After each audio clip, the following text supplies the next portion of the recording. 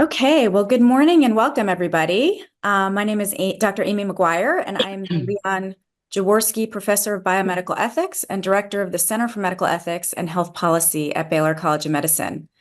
I am thrilled to be here today to kick off our sixth annual Health Policy Symposium.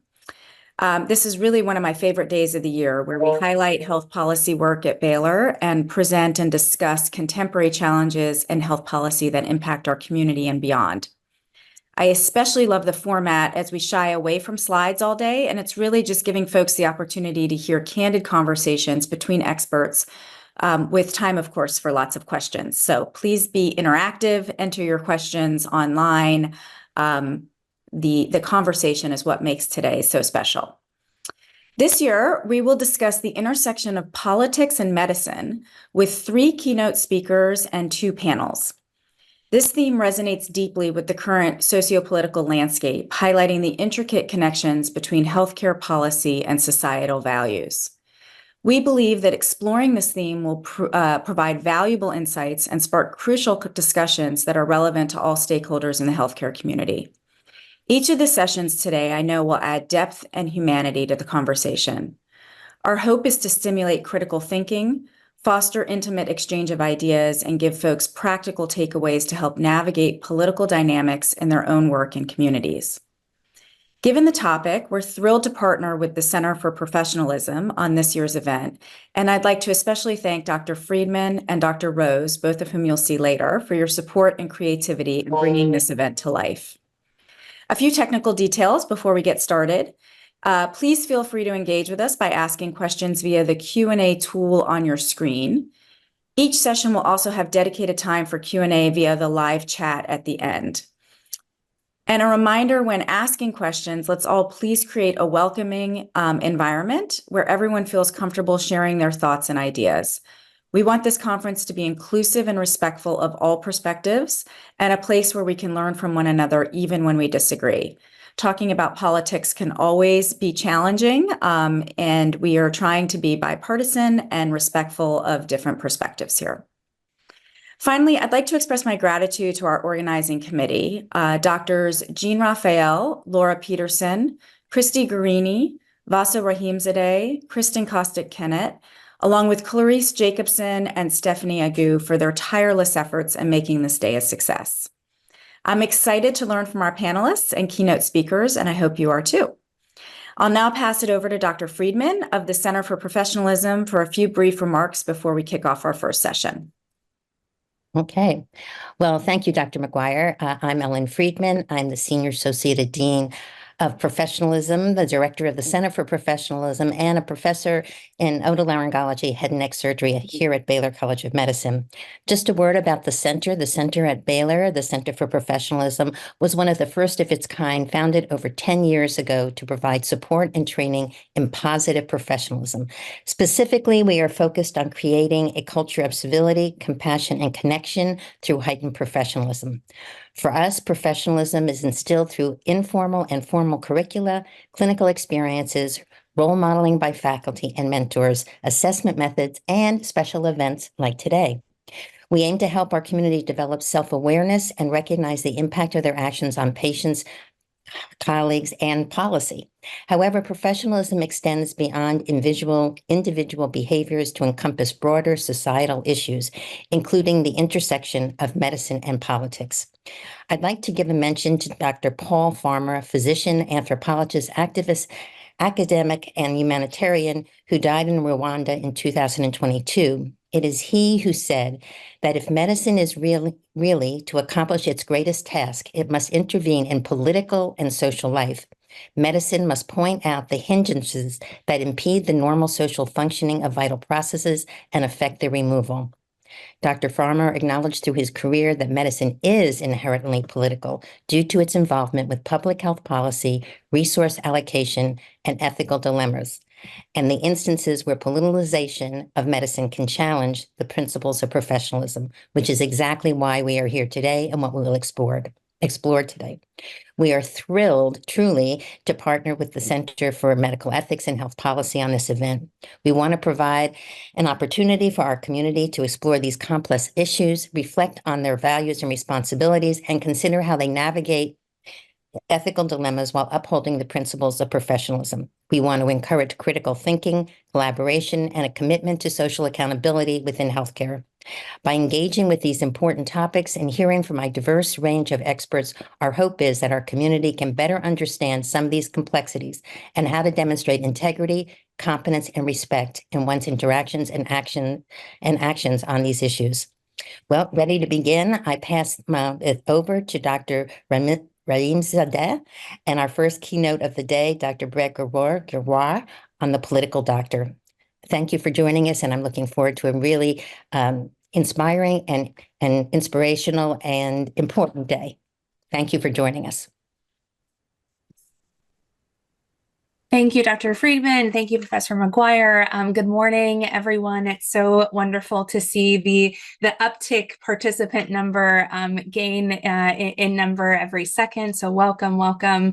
Thanks so much for joining for, I know, what should promise to be a compelling fireside discussion that touches on our first theme of the day, of the political doctor. And here with us today is one of the many political doctors, Dr. Brett Giroir, who is CEO of Alteza Biosciences. He is an admiral serving in the U.S. Public Health Service Commission Corps, and was sworn in as the 16th Assistant Secretary for Health at the U.S. Department of Health and Human Services in 2018.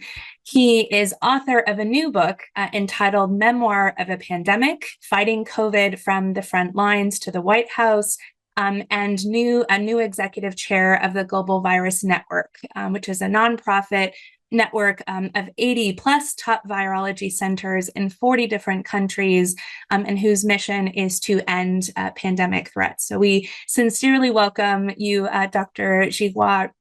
And I want to start off by saying I recently had the opportunity to read your book, Memoir of a Pandemic, and I truly found it not only incredibly insightful about the many moving parts and actors working to manage a public health crisis, an evolving crisis every day, but also it's a book about leadership in times of really grave uncertainty and where the stakes are really highest. So in our, opening questions to you, and I would love to learn a little bit more about some of what you think are the key themes or takeaways from your book, especially regarding the Trump's administration's pandemic response and what you see as the delicate balance between politics and public health that inspired you to write this book. Well, thank you very much for being here, and I really appreciate the tremendous amount of work that went into this this virtual conference from all the people who were represented early on. Obviously, my time in the Trump administration started well before the pandemic, and as the Assistant Secretary for Health, I was really the chief public health policy person in the government. So, sort of by statute, if not by line authority, the ASH is the head of the public health service, meaning the CDC, the NIH, the FDA, those services. I also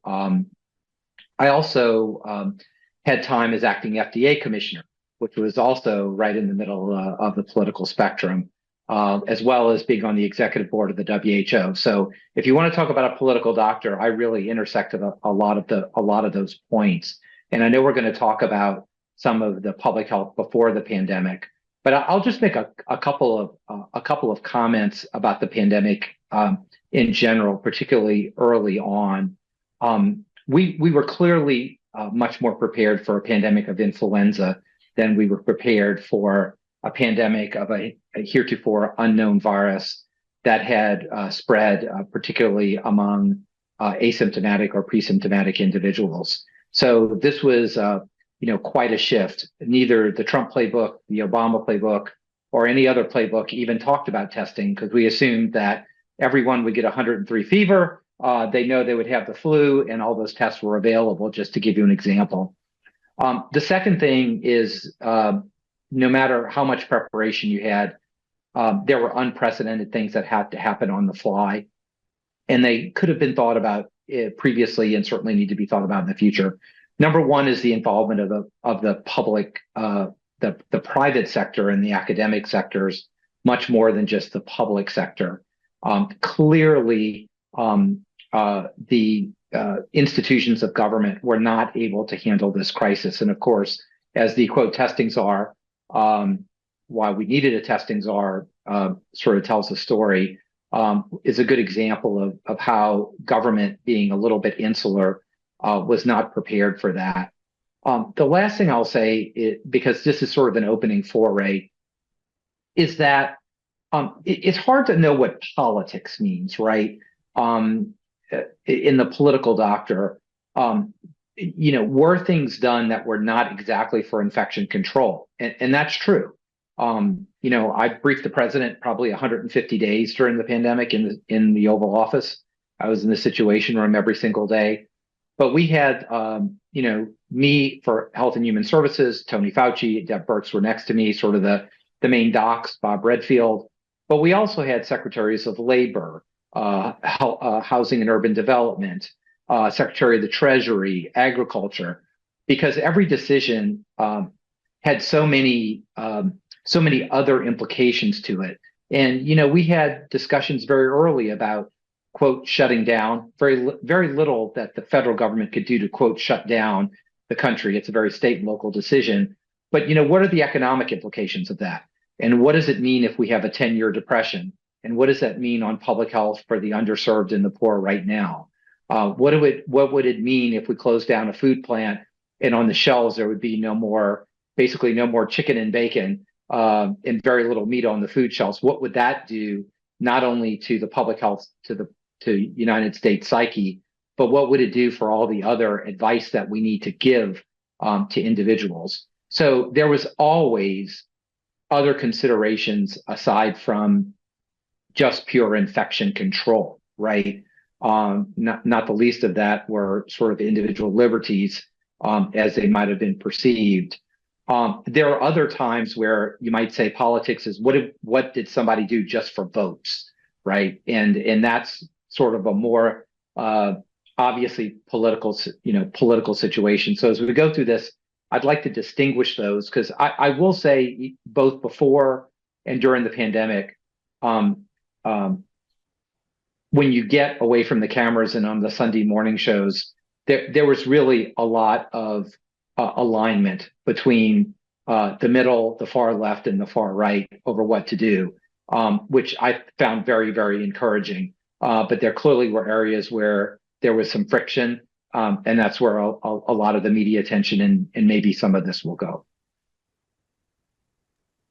I think you said it best. There was a field of public health, before this pandemic. There will be a public health field after the pandemic. And lessons that were learned from prior public health emergencies, the influenza epidemic, as you mentioned, in some ways guided our responses, but in other ways were actually very unhelpful. So in your perspective, what lessons really helped shape the federal government's responses to COVID-19 in those early days, as we were learning more about its scale and its spread? And how did COVID task forces emerge or change, throughout the different phases of the pandemic, from its discovery to leading up to research on discovery of vaccine candidates, the rollout of vaccine? What are your perspectives on that evolution? Yes, and this is probably not so much about politics per se, but just the evolution of the response as a factual matter. Very early on in the response, January, February, my primary job was the repatriation of American citizens through the U.S. Public Health Service, going over to the Diamond Princess, bringing them back to Texas and California, evacuating Wuhan, putting boots on the ground to try to understand what was going on and to sort of prepare the country.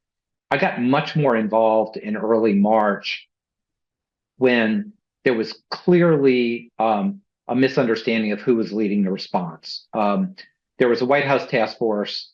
Everyone looked to the CDC. The CDC really wasn't leading the response, and statutorily, they're not supposed to. The Assistant Secretary for Preparedness and Response really was, quote, the incident commander. for this, but no one really understood that, even though he was running the operations of evacuation. So in early March, it was sort of a clear statement that the ASPR was in charge statutorily. I was put as the number 2 person in charge, which lasted a very short period of time because HHS really did not have the breadth to handle a national emergency with a pandemic of this proportion. I mean, the HHS response is perfect for things like a hurricane, a wildfire, an opioid outbreak, even a border crisis with measles, but it was not suited for that.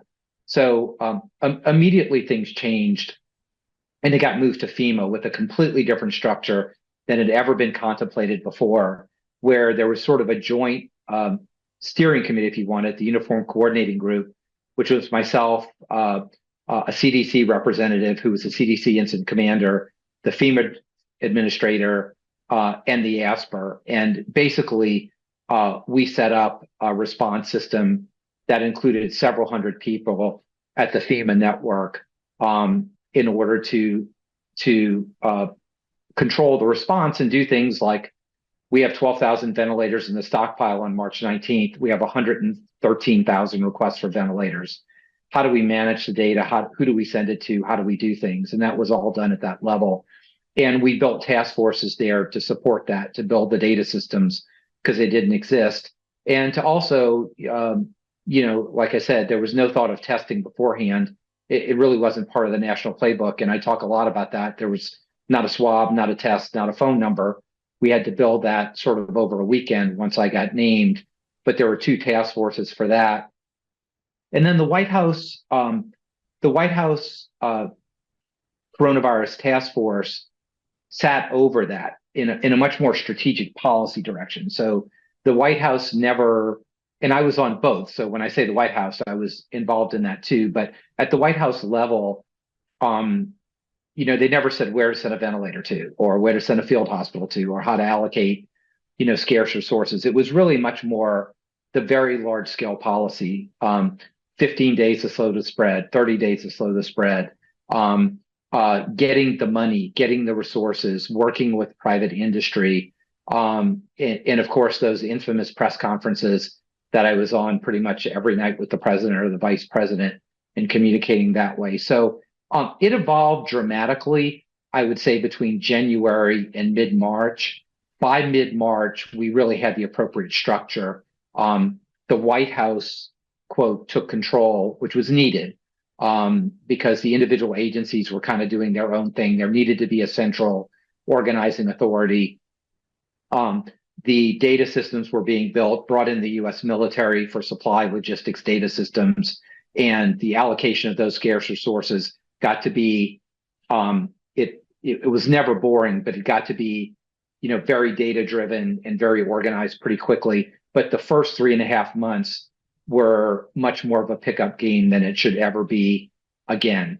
The government was too insular, not operationally prepared, probably did not understand how this could change on a dime, and clearly did not have an appreciation for the amount of asymptomatic spread that was going on, even though we knew that occurred on the Diamond Princess. I want to step back, a little bit to have you reflect a bit on the theme for today. So when medicine becomes political, and I think this in some way touches on the question we received in the chat about, and what you've described a little bit about some of the political decisions that were made to dismantle a pandemic response team several years kind of before we reached this public health crisis.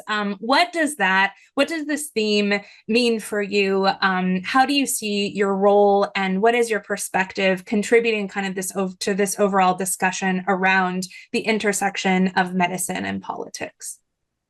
Yeah, well, I would sort of disagree that there was a dismantling of a pandemic response team, because clearly that was a major effort all throughout, focused at HHS, and certainly with the global health security agenda with the WHO. And as late as September, of 2019, I was one of the people there. The president signed an executive order on pandemic influenza preparation. We didn't know that a month later, in late October, would be the start of a SARS-CoV-2 outbreak in Wuhan.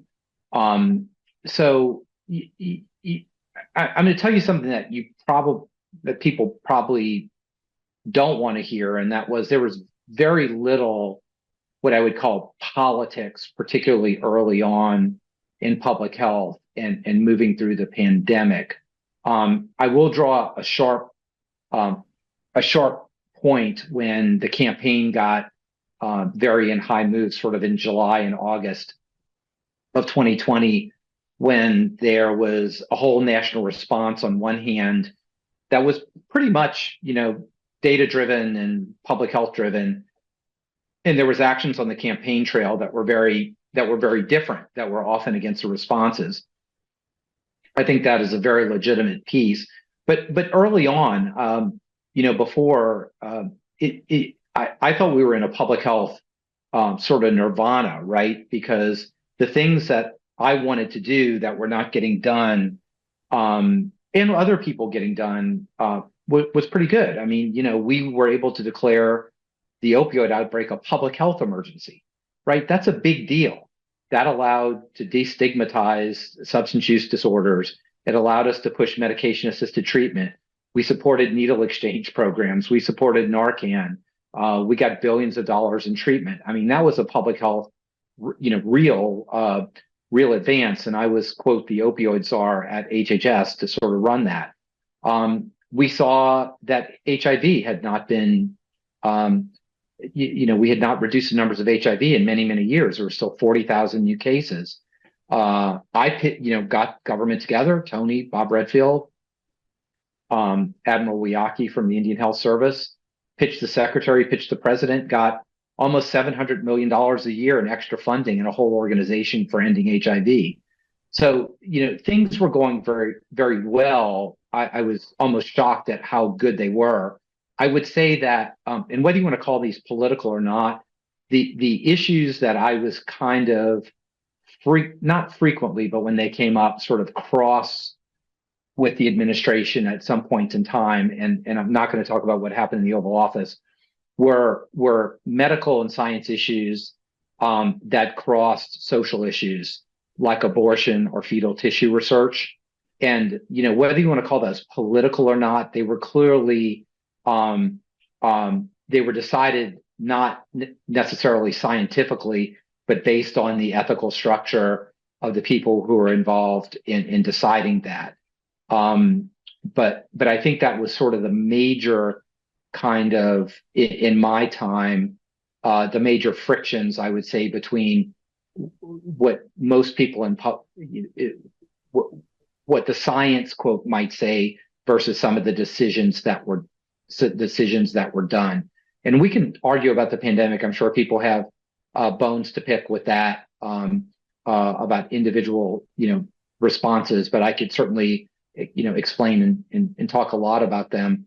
And you might get to, I think, the biggest sort of public health political decision was being able to regulate kid-flavored, cigarettes, e-cigarettes, which was back and forth. And that was clearly, I think, Ned Sharpless was the FDA commissioner and really wanted to regulate them. He was former head of the National Cancer Institute. The president was supporting that in September of 2019. In November of 2019, he said, no, we're not going to do that. There are going to be too many jobs lost. And I don't know the motivation for that, but clearly it was a jobs and economy thing. And then I became acting FDA commissioner. And, as a pediatrician and the public health guy, it's like, we can't do this, right? We have to be able to exert authority to regulate kid-flavored cigarettes. And I go about that in the book. But that was, I would say, the biggest sort of, political fight, the most difficult political fight, because you had billions of dollars in donors on one hand, or billions of dollars of industry, a lot of jobs and economy, versus what I think was clearly right from the public health standpoint. So I think that was sort of the biggest one that I faced. during the time, and we can talk about individual things in the pandemic. Yeah. Well, and let's continue kind of on that train about the e-cigarette case as an exemplar of when there's such super strong interest on either side of this debate. There's a business interest, there's a public health interest.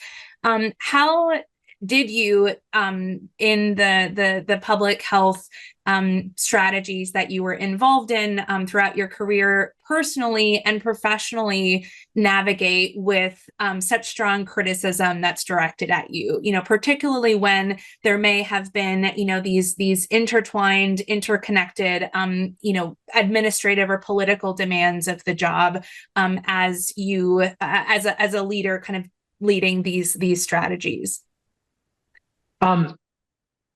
Yeah, particularly, it's really crazy. At sometimes these things, these public health policies, you have months of preparation, right? Ending HIV, months and months and months, justifying to OMB the need for extra billions of dollars, the organization that goes forward to it, the presidential briefing memos that go through Domestic Policy Council and go up.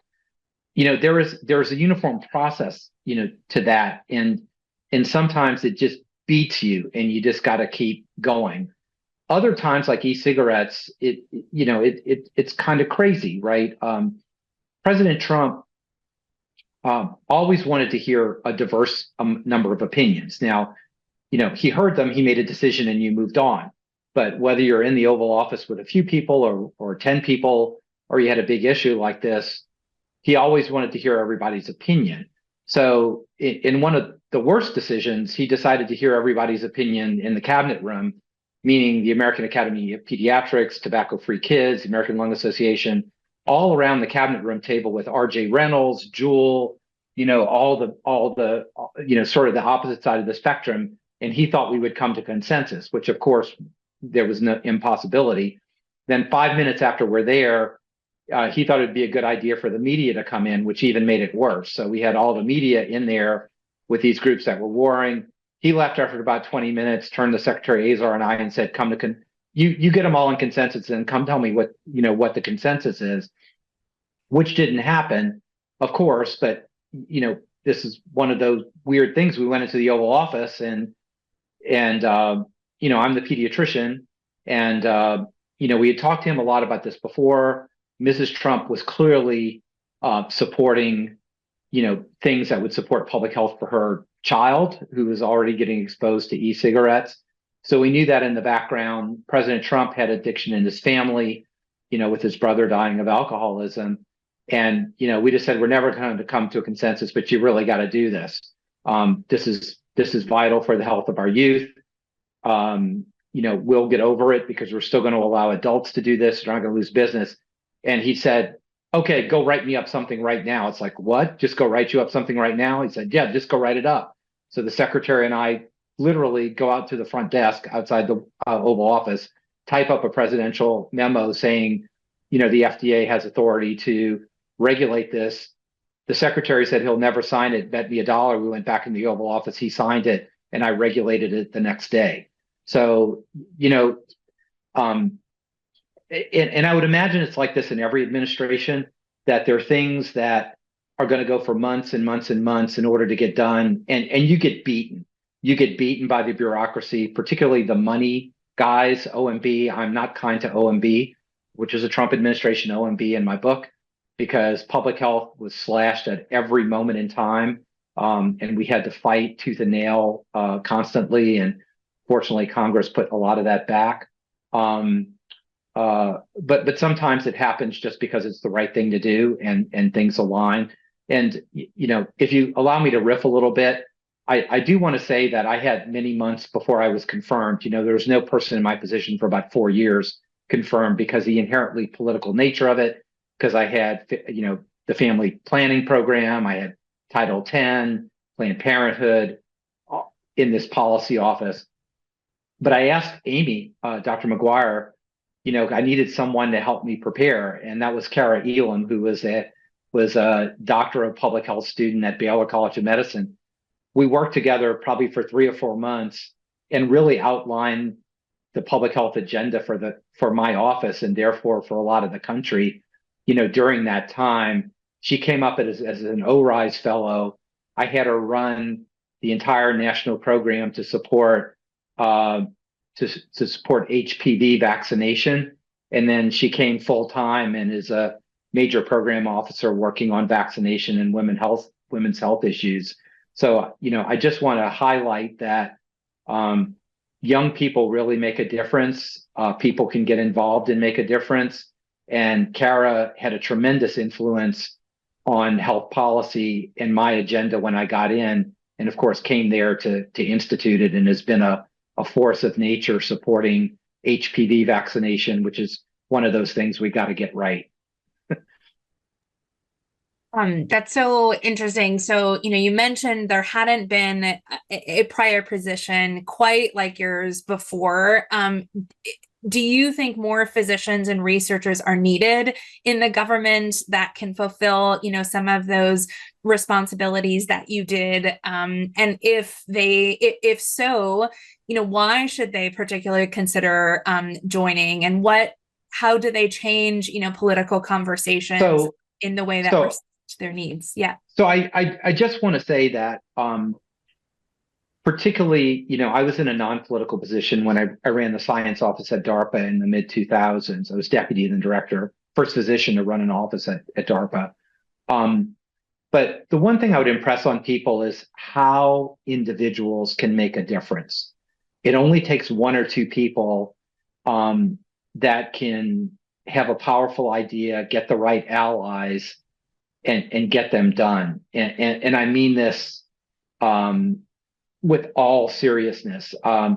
Much of the good things that happened on a big public health was just because there was a champion who would not take no for an answer and was able to get certain things done by galvanizing forces and getting people. And it's a huge government. HHS has 90,000 people, $1.8 trillion budget, but a few people made a lot of the things happen. And I would say there are many ways to get involved, right? Many ways to get involved by supporting people who are coming in or in the administration. If you're a young person being an ORISE fellow coming up, in HHS, in doing time there, as a young faculty member, there are federal programs called the Interpersonnel Agency Agreement, or IPAs, where you can come to the government and maintain your status. And when I went to DARPA, I was still full-time at UT Southwestern, but it was on loan to the federal government. So it allows you to go for 2 or 4 years and then come back to your institution. There are a number of advisory committees. They're tough work, right? Like my office published the dietary guidelines for America, the physical fitness guidelines. We wrote the national vaccine plan. All of those have academic advisory committees that you can be part of. And, on a long-term basis, or even, I know it sounds like we don't read these, but, when we're doing rulemaking, or for example, when we had the opioid task force for appropriate pain control, which came out of my office, it's very hard to read letters from individual people, but like if a public health group at Baylor College of Medicine or the Texas Medical Center wrote a policy position, we read those and took them incredibly seriously, and often, reached out to them. And I was very involved with the sickle cell community as a pediatric intensivist. I did a lot of that. We also mentored several children, including one who's like my third daughter who has sickle cell disease. So I was very, very much on that sort of point of it, but we were able to get all kinds of exceptions to sickle cell for Center for Medicare and Medicaid Services, for opioid prescribing guidelines, everything like that. And a lot of influence from the community really helped that. So I cannot say strong enough that we need more people to participate. I can also not say strong enough that you're never too young, because it's amazing that a lot of the real movers and shakers are in their 20s or early 30s. And it doesn't kind of matter where you are in the system as long as you're in the system with the power of ideas. And I can give you time and example after example. And part of Memoir of a Pandemic is I wanted to highlight a lot of those heroes who were very young, like right out of nursing school young, who did major things to make things happen. So, and I'm happy to help anyone kind of engage in that and move forward. And just for the benefit of the audience and those listening, the faculty program you mentioned with HHS, is it the ARISE program? Okay, it's called ORISE Fellows. It's the Oak Ridge National Laboratory. It's called ORISE, and it actually takes people at different levels. It's often at a master's or sort of a doctoral level, and they're very generous fellowships. I mean, I think they pay like $80,000 or $90,000 a year, and it's sort of a good entryway to come to not just HHS but other places. You know, in my office, you know, the OASH office, not counting the Commission Corps, you know, we had about 450 people in all the offices. I had about 20 ORISE fellows at any moment in time, because it's a way to bring young people in, to give them a taste of government and to make an impact. But it also gives them a chance to understand whether they want to stay longer and whether you want to hire them, right? So I thought that was really a great program. And again, Kara came as an ORISE fellow. Probably half the ORISE fellows that were in my office wound up taking permanent positions in the government, doing very meaningful things. Because, like I said, individuals make a huge difference. She's running a lot more than HPV, but to be right out of your grad school and be running a major vaccination program for the country, I think that's pretty exciting. And she made an incredible difference and continues to make a difference. Thanks so much for that. And I want to go back to something you said earlier, because it's really of quite an interest to me, which is, how important is integrating different disciplines into, these public policy discussions and in these committees. So you described, that experience of being in the Oval Office with, people on various sides of this debate, and the expectation that there should be some consensus to come about. So how do you manage kind of these different personalities, these different approaches to problem solving, and in particular when you really personally disagree to a significant extent with those that you're expected to work through these problems with?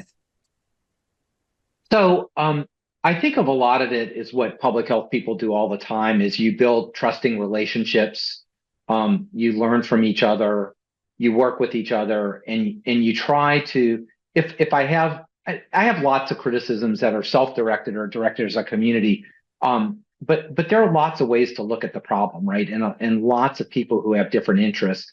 If you're the Secretary of Labor and Secretary of the Treasury, obviously you look at pandemic deaths, but you look at the long-term impact on the economy and the nation, which will impact public health, as we all know, right? If we have 20 years of depression and unemployment goes to 20%, that's going to have a devastating effect on education, the economy, public health, longevity, quality of life.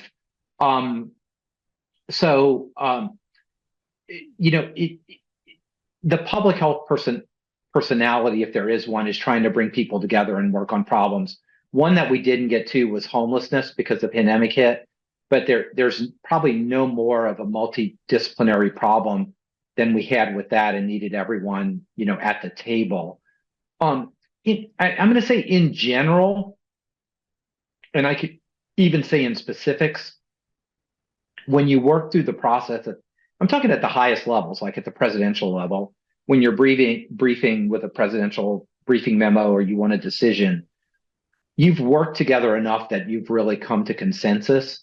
There was very few times that we didn't come to really strong consensus, I would say, except for I'm going to call it the social ethical issues, right? Should you use fetal tissue? Should fetal tissue research be banned or not, right? Or what regulation should be put on that? there might have been a political part of that, right? Because people in the Republican Party tend to be more against that in all the abortion issues. Um, but it was really more, I guess, it was sort of like, what does the science say, but what's the ethical viewpoint? And at that point in time, somebody has to make a decision. And you have to understand that you do your job, you do what you can do, you mitigate a lot of things, which I tried to, but ultimately the president has to make a decision. And the president makes a decision and you have to be able to live with that. We talked about this. If you can get 80 or 90% of what you need done, I would encourage people not to be purists, that it's either 100% or if you only get 95%, then people like me are the devil, because you can't get 100%. But if you could keep moving the ball forward, like with e-cigarette bans, we didn't ban menthol. And American Heart Association, Lung Association, Tobacco Free Kids absolutely crucified me. They had no idea that this was the most intense battle that we ever had, that we got 95% of what we needed. And by the way, the data at that time showed that kids were not using menthol e-cigarettes, right? We knew it could change, but if we're going to be data driven, let's be data driven and support the people who can get 85 or 90% and then move onward, right? And then try to make the next difference. Because we do live in a practical world. We can't always get our way, but we can continue to move the ball forward. And I think if we, in public health, we've been pretty stagnant. Longevity is going down. Health disparities are going up. We need some wins and to keep moving in that direction. This strategy, moving away a bit from the purist approach to policymaking, not letting the perfect be the enemy of the good, so to say, as a leadership style. I think it's fair to say it's one element of how one leads. So I'm curious about what other leadership styles you've found best to help advance what you believe is the common good in public health policy making. What's been effective or ineffective towards that goal, especially when you've in your political service. So, this is going to sound Machiavellian a little bit, and maybe it is, but I think you can appeal. Most public health issues appeal to most people, but from different ways, right? Why do I think we should end the HIV epidemic in the country? Well, because it's a preventable disease and no one should have to have HIV or hepatitis C when we can have testing and treatment, right? So the public health perspective is, if we have the ability to end disease, decrease human suffering, particularly now that HIV is a disease of poor African Americans in the South, transgender women, it's not the stockbroker in San Francisco anymore. We need to do those things. There are other, parts of the government that could care less about that. And I don't mean they could care less about that, but, you can appeal to them because it saves money, right? We're spending all this money on HIV treatment, on everything, that if we could decrease the number of cases, we could actually put money back into this part of the budget. There are other people who may want the credit, right? I mean, PEPFAR was a tremendous program that reflected very well on George W. Bush. I mean, it was a global success, right? So I think my leadership style was, number one, create a vision, okay? A vision of something that is really important, that sort of transcends the mundane. Number two is build a small team around that you can really execute on that vision and do the hard work.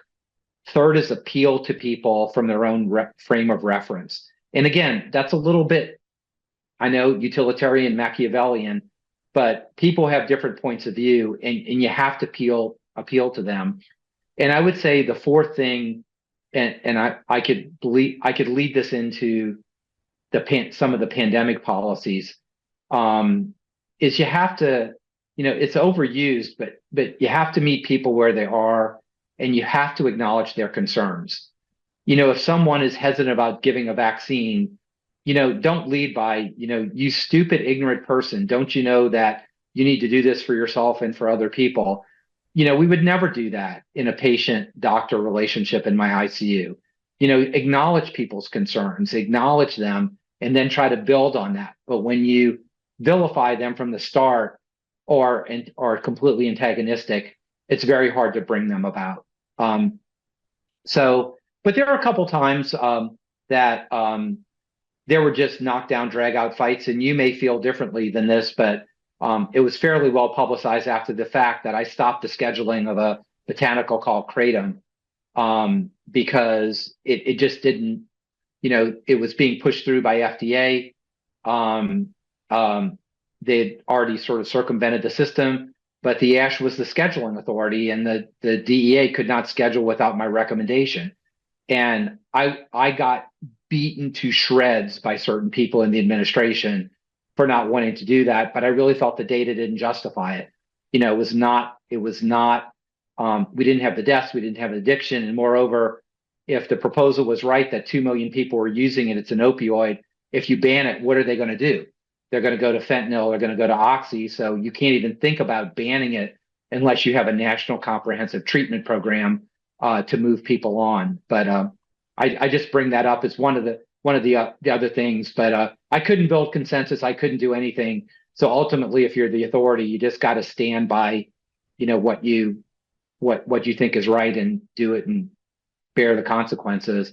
I also on one of the social issues was not on the ultimately administration's policy at the end, and I disagreed with some very, very significantly high people in the Oval Office.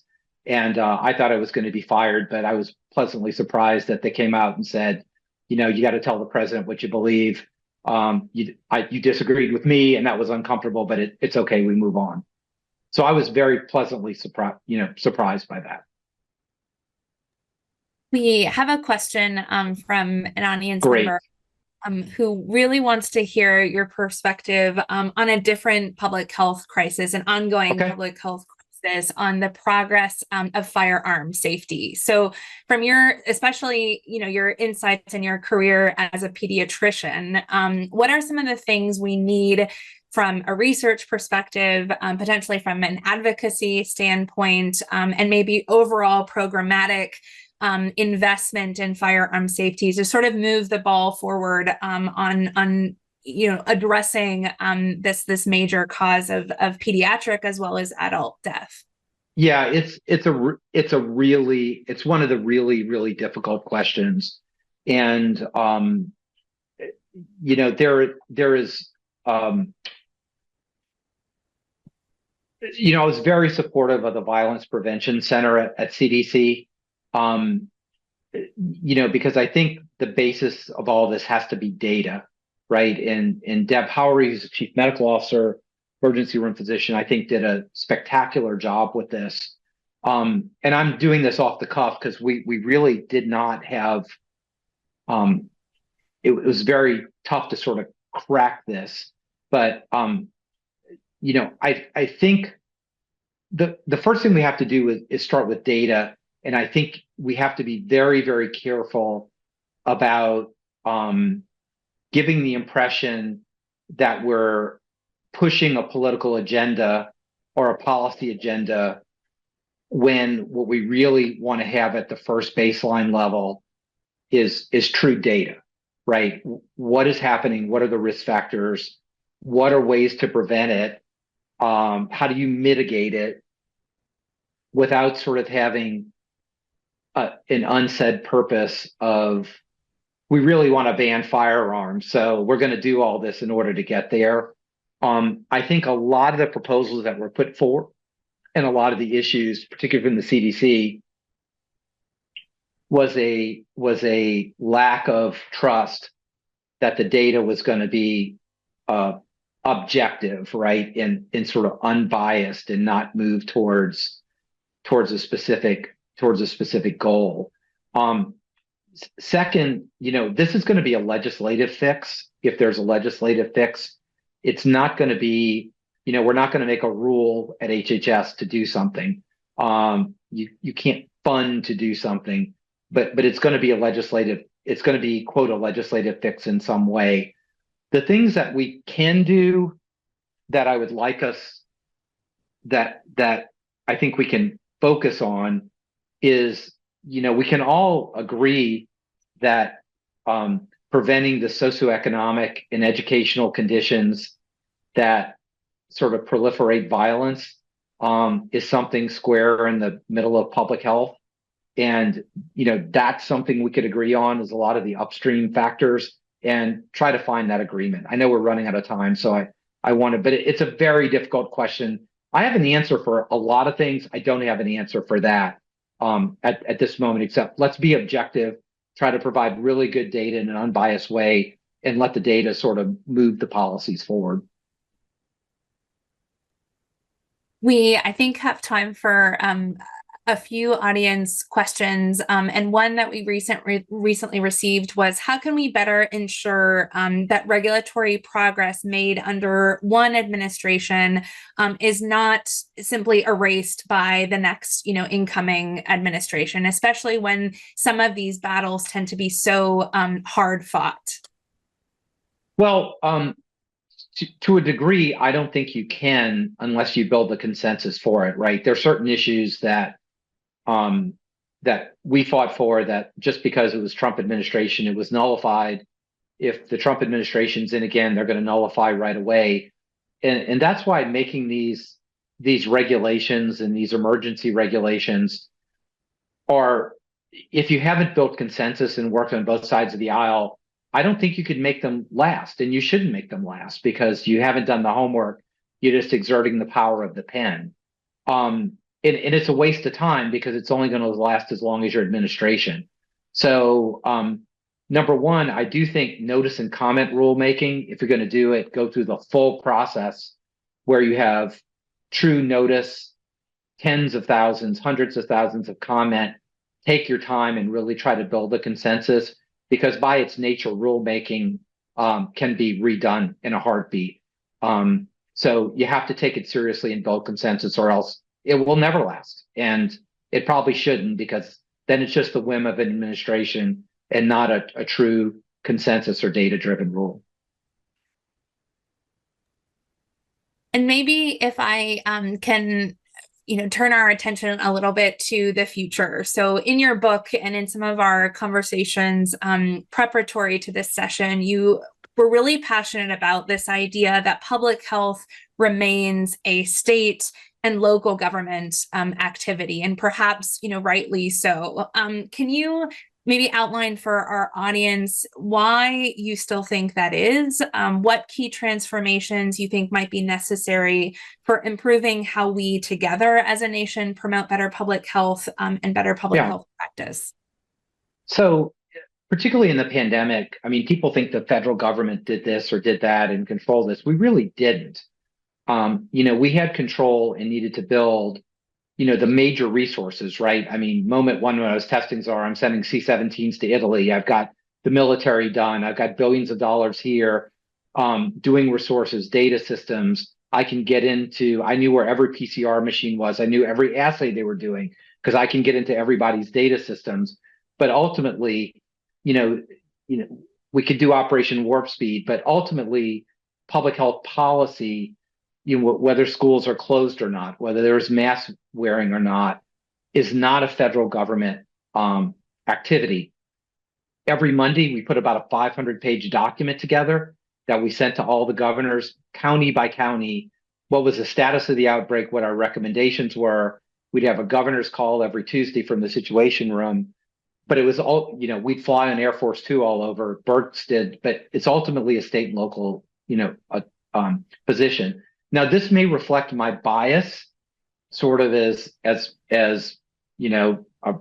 guess as a Republican, but I do think decisions need to be made locally when they can, particularly in public health, because the inner city schools district in DC is not the same thing as